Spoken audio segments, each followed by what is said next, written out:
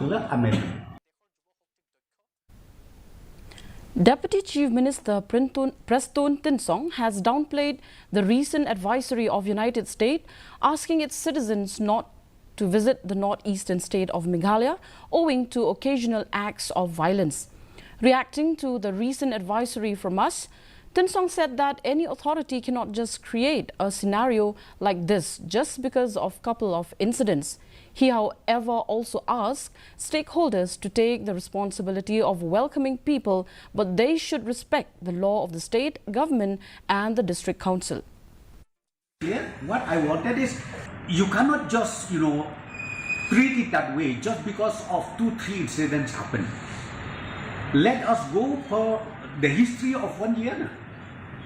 Let us see 1 year, 2 years, what's happening.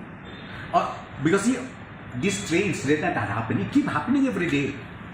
Not only in Meghalaya, everywhere it happens. So do you think that just because of that incident, then you will issue advisory to everywhere that don't go like that? As many as 10 members of